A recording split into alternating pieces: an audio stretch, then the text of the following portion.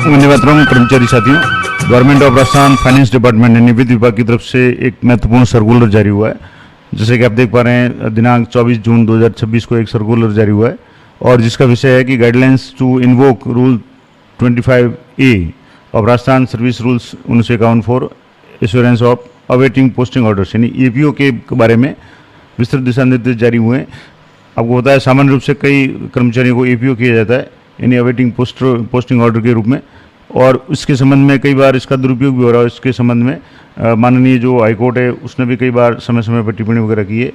तो in order to ensure transparency यानी पारदर्शिता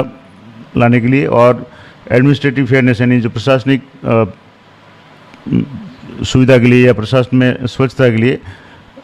APO के संबंध में नए दिशा निर्देश जारी किए गए। यानी क्या क्या दिशा निर्देश जारी किए गए और उनको स्ट्रिक्टली फॉलो करने के लिए कहा गया है कि APO कब किया जा सकता है, कितने समय के लिए किया जा सकता है, इसके बारे में विस्तार से निर्देश जारी किए गए। तो पहला है कि APO में ordinary be placed under the following circumstances यानी विभिन्न परिस्थितियों में या इन परिस्थितियों में किसी कर्मचारी को APO किया जा सकता है। कब कि या तो ऑन रिटर्न फ्रॉम लीव, या कोई कर्मचारी अगर लंबे अवकाश से आता है तो उसको APO कुछ समय के लिए रख सकते हैं ताकि उसको पोस्टिंग दी जा सके। इसके बाद में दूसरा जो ऑप्शन है यानी कब कर सकते हैं कि on reversal of to the parent department after deputation, यानी कोई कर्मचारी किसी दूसरे डिपार्टमेंट में डेपुटेशन पे है और वापस वो अपने खुद के डिपार्टमेंट में आता है तो उसके लिए कुछ समय के लिए उसको APO किया जा सकता है ताकि उसको वैकेंट पोस्ट जहाँ भी जगह है वहाँ पदस्थापित किया जा सके। तीसरा है कि ऑन रिटर्न फ्रॉम ट्रेनिंग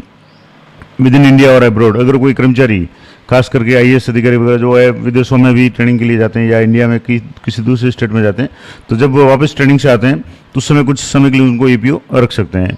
इसके अलावा when an employee relinquishes charges of a post and waiting for fresh posting, यानी किसी पोस्ट से उसको हटा दिया जाए या कोई दूसरी पोस्टिंग के लिए अगर वेटिंग कर रहा है,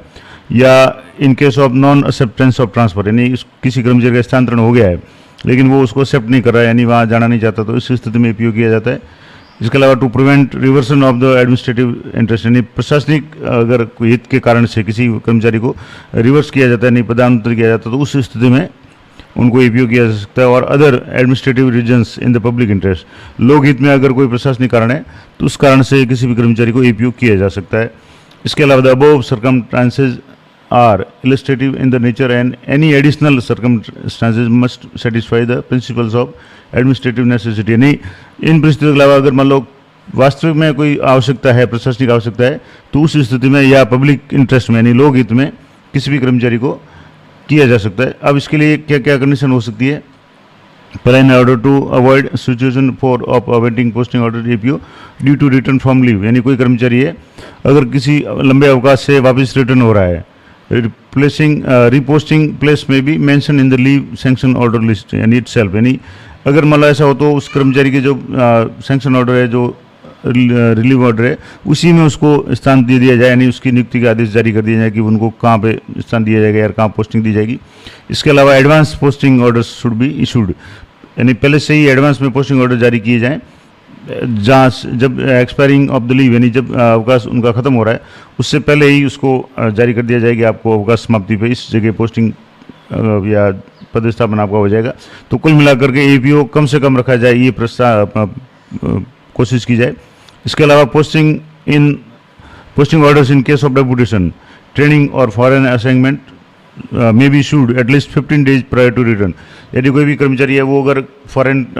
टूर में है या असाइनमेंट में है या ट्रेनिंग में है, डेपुटेशन में है, तो उनके वापस आने से 15 दिन पहले ही उनके पोस्टिंग ऑर्डर जारी कर दिए जाए ताकि उसको APO कम से कम रखा जाए, APO रखने की जरूरत नहीं पड़े।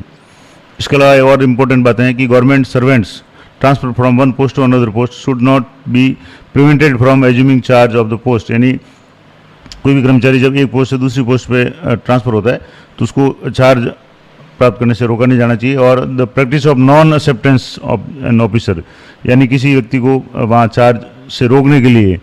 APO या इस तरीके की जो है वो शुड बी अवॉइडेड, यानी APO करना या इस तरीके का अवॉइड करना। और ये पोस्टिंग और transfer is been unhealthy one, यानी ये सही नहीं है, ये राज्य सरकार का मानना है। और government servant who is on deputation shall be treated to have been reverted from the date of issue of the orders, यानी जो कर्मचारी डेपुटेशन पे है और जिनके ऑर्डर जारी हो चुके हैं उनको भी इस तरीके से एपीओ कम से कम रखा जाए, ये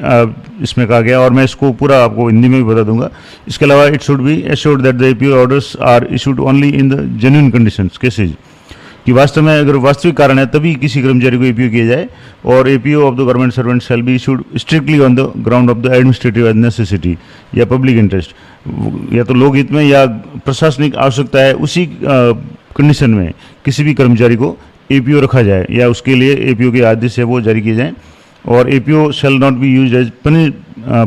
प्यूनिटिव मेजर या सब्सटीट्यूट ऑफ डिसिप्लिनरी प्रोसीडिंग्स, यानी अनुशासनात्मक कार्रवाई के रूप में या उसके विकल्प के रूप में किसी कर्मचारी को एपीओ नहीं किया जाए। इसके अलावा the reasons for placing A government servant under APO must be communicated in the concern government servant at the time of issuing of the order, यानी किसी कर्मचारी को अगर एपीओ किया जाता है तो उसका जो वास्तविक कारण है वो कारण भी उसके आदेश के साथ में शो होना चाहिए, लिखा हुआ होना चाहिए कि किस कारण से किसी कर्मचारी को एपीओ किया जा रहा है। इसके अलावा APO orders that amount to de facto suspension और serve as a means to delay the process disciplinary action should be avoided, यानी प्रशासनिक या अनुशासनिक कार्रवाई को रोकने के लिए, उसमें डिले करने के लिए एपीओ वगैरह किया जाना, ये इसको रोका जाना चाहिए। और APO shall not be used as use of या indirect method to initiate delay disciplinary action, यानी जो भी अनुशासनिक कार्रवाई है उसमें देरी के लिए या उसके लिए इसको एपीओ को इस्तेमाल नहीं किया जाए। और इसके अलावा period of the APO should be not exceed 30 days, यानी किसी भी कंडीशन में किसी भी कर्मचारी को 30 दिन से ज़्यादा एपीओ नहीं रखा जाए। And any extension beyond 30 day must be supported by valid justification for prior approval of the finance department, यानी अगर मान लो किसी कर्मचारी को 30 दिन से ज़्यादा अगर एपीओ रखा जाना जरूरी है या रखा जाता है तो उसके लिए प्रशासनिक विभाग या वित्त विभाग फाइनेंस डिपार्टमेंट की आवश्यकता है या उसकी अप्रूवल है वो बहुत ज़रूरी है। और authority shell ensure timely insurance of posting orders, यानी जो भी अथॉरिटीज है वो समय समय पर ये ध्यान रखें कि किसी भी कर्मचारी को यथासंभव पोस्टिंग ऑर्डर जारी करे, एपीओ कम से कम रखा जाए। और in case where posting order of government servant under APO are not issued with in 30 days, जिन कंडीशन में या उन केस में जहां गवर्नमेंट सर्वेंट की 30 दिन के अंदर भी एपीओ के बाद में पोस्टिंग जारी नहीं होती, यानी 30 दिन से ज़्यादा उनको एपीओ रखा जाता है, उसके मामले में additional chief secretary, principal chief secretary या secretary of concern administrative department shall furnish details of such government servant, यानी जैसे जो भी उच्च अधिकारी है, सेक्रेटरी लेवल है या एडिशनल सेक्रेटरी लेवल है, उनके ये बात ध्यान में होनी चाहिए। और उनकी जो नेम ऑफ गवर्नमेंट सर्वेंट है, डेजिग्नेशन है और total period of APO sugar है, ये सारे चीफ सेक्रेटरी को सूचित किया जाना चाहिए। कुल मिलाकर के राज्य सरकार इस मामले में सख्त है कि बिना वजह या बहुत ज़्यादा जरूरी हो तभी किसी कर्मचारी को एपीओ किया जाए और कम से कम किया जाए और 30 दिन से ज़्यादा नहीं किया जाए। इसके अलावा यहाँ और लिखा हुआ है कि the case of awaiting posting orders should be reviewed by chief secretary quarterly, यानी जो चीफ सेक्रेटरी उनके द्वारा क्वार्टरली यानी कुछ माह के अंतराल पे इनकी समीक्षा की जाए। और review report should be uploaded on CMSI portal पे वो इसकी रिपोर्ट भी की जाए। तो ये तो पूरा मैंने आपको आदेश बता दिया जो special secretary to government finance budget की तरफ से जो आदेश जारी हुआ है, यहाँ आप देख सकते हैं। और ये अब इसको थोड़ा सा मैं हिंदी में एक बार सारांश के रूप में बता देता हूँ कि वास्तव में ये एपीओ के संबंध में क्या आदेश है। तो वित्त विभाग ने जो एपीओ के संबंध में एपीओ के नियमों का दुरुपयोग को रोकने और प्रशासनिक पारदर्शिता सुनिश्चित करने के लिए जो निर्देश जारी किए गए, इसमें बताया गया कि एपीओ कब लगाया जा सकता है और किन परिस्थितियों में एपीओ किया जा सकता है। तो सबसे पहले तो किन परिस्थितियों में एपीओ किया जा सकता है, या तो कोई कर्मचारी अवकाश से लौटने पर, या प्रतिनियुक्ति से अपने मूल विभाग में आ रहा है, या कहीं ट्रेनिंग करके इंडिया में या फॉरेन से आ करके वापस पोस्टिंग पे आ रहा है, तो कुछ समय के लिए उसको एपीओ किया जा सकता है। या एक पद का कार्यभार छोड़कर नए पदस्थापन की प्रतीक्षा में होने पर उसको एपीओ किया जा सकता है। या स्थानांतरण आदेश है वो अगर स्वीकार नहीं कर रहा है तो एपीओ किया जा सकता है। प्रशासनिक हित में पदावंती यानी रिवर्सन को रोकने के तो एपीओ किया जा सकता है। या अन्य वास्तविक प्रशासनिक और लोक हित के कारणों, जो पब्लिक इंटरेस्ट के कारण हो, उसके कारण से उनको एपीओ किया जा सकता है। अब महत्वपूर्ण निर्देश ये है कि एपीओ केवल प्रशासनिक आवश्यकता और लोक हित में ही लगाया जा सकता है। दूसरा, एपीओ को दंडात्मक कार्रवाई या विभागीय जांच के विकल्प के रूप में उपयोग नहीं किया जा सकता, यानी कुल मिलाकर इसका दुरुपयोग नहीं किया जा सकता। और एपीओ जो आदेश जारी होगा उसके कारण संबंधित कर्मचारी को आदेश जारी करते समय उसका कारण बताना होगा। मैंने अभी आपको बताया कि अगर किसी कर्मचारी को एपीओ किया जाता है तो उसके लिए जो कारण है वो भी बताना पड़ेगा। यहाँ से जैसे इसमें लिखा हुआ है कि the reason for placing of government servant under APO must be communicated to the concern department concern government servant at the time of issuing of order. यानी जब उसका एपीओ का आदेश जारी होता है तो उसको कारण सहित बताना पड़ेगा किस कारण से उनको एपीओ किया जा रहा है। इसके बाद में स्थानांतरण के बाद में कर्मचारी को पद ग्रहण करने से रोकने की प्रथा अनुचित मानी गई है और इससे बचना होगा। यानी कई मामलों में इस तरीके से अगर एपीओ किया जाता है तो वो गलत तरीका है, उससे बचना चाहिए। और अवकाश, प्रतिनियुक्ति और प्रशिक्षण के मामले में अवकाश स्वीकृति आदेश में ही पुनः पदस्थापन स्थान का उल्लेख किए जाने का प्रयास किया जाए। यानी कोई कर्मचारी है अवकाश पर गया है तो अवकाश के लौटने पर या प्रतिनियुक्ति से लौटने पर या किसी ट्रेनिंग से लौटने पर वो कहाँ पदस्थापित होगा उसकी भी मेंशन है उसी आदेश में, स्वीकृति आदेश में कर दिया जाए, ताकि कर्मचारी को ज़्यादा समय तक एपीओ रहने की जरूरत नहीं पड़े। इसके बाद में अवकाश समाप्त होने से पहले ही पोस्टिंग ऑर्डर है वो जारी कर दिए जाएँ। प्रतिनियुक्ति प्रशिक्षण से लौटने वाले कर्मचारियों के लिए कम से कम 15 दिन पहले पोस्टिंग ऑर्डर जारी किए जाएँ ताकि उनको एपीओ नहीं रखा जाए। अब एपीओ की अवधि के बारे में भी बताया गया है कि एपीओ है किसी कर्मचारी को 30 दिन से ज़्यादा अधिक अवधि उसकी एपीओ की नहीं होनी चाहिए और 30 दिन से अधिक अगर मान लो एपीओ किसी कर्मचारी को रखना है तो उसके लिए वित्त विभाग की पूर्व स्वीकृति और उचित कारण होना जरूरी है। और इसके लिए यदि किसी कर्मचारी की पोस्टिंग 30 दिन के भीतर नहीं होती है, यानी उनको एपीओ 30 दिन से ज़्यादा रखा जाता है, तो संबंधित विभाग के जो भी सचिव उसको प्रत्येक मास की रिपोर्ट है वो मुख्य सचिव और मुख्यमंत्री कार्यालय को भेजनी होगी। और ऐसे मामलों में जो मुख्य सचिव वगैरह है उनके मामलों में त्रैमासिक समीक्षा की जाएगी। यहाँ मैंने कहा भी था ये जो उसमें दिया हुआ है कि जो भी चीफ सेक्रेटरी है वो क्वार्टरली इसकी रिव्यू करेंगे। यहाँ जैसे the chief secretary and principal secretary of the minister every month by due letter यानी। और इसके बाद में in case of awaiting posting orders reviewed by chief secretary quarterly the review report should be, और इस पोर्टल पे upload भी की जाएगी। तो इस तरीके से ये हो गया। अब इस परिपत्र से स्पष्ट उद्देश्य ये है कि सुनिश्चित करना है कि एपीओ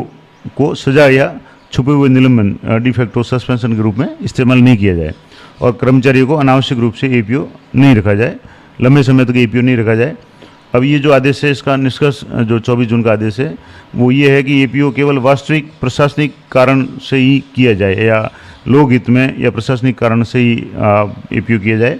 और अगर एपीओ किया जाता है तो उसका कारण बताना भी जरूरी होगा और किसी भी कंडीशन में 30 दिन के अंदर अंदर उसको कर्मचारी को पोस्टिंग देनी होगी। यानी 30 दिन से ज़्यादा अगर किसी को एपीओ रखना है तो उसके लिए जो भी प्रिंसिपल सेक्रेटरी वगैरह, मुख्य सचिव वगैरह, उनके आदेश की आवश्यकता होगी या उनकी स्वीकृति की जरूरत होगी। तो कुल मिलाकर के जो लेटर था इसमें स्पष्ट है कि किसी भी कर्मचारी को बेवजह एपीओ नहीं किया जाए और 30 दिन से ज़्यादा किसी भी हालत में एपीओ नहीं किया जाए। और जो कर्मचारी कहीं ट्रेनिंग में जाते हैं या किसी विभाग में डेपुटेशन से वापस आते हैं तो कोशिश ये हो जो कि उनके जो आदेश है उसी में उनका पोस्टिंग ऑर्डर या पोस्टिंग प्लेस मेंशन हो ताकि उनको एपीओ रहने की ज़रूरत नहीं पड़े। तो ये पूरी डिटेल्स मैंने आपको बता दी और ये जो फाइल है आपको टेलीग्राम चैनल पर दे दूँगा, अगर आप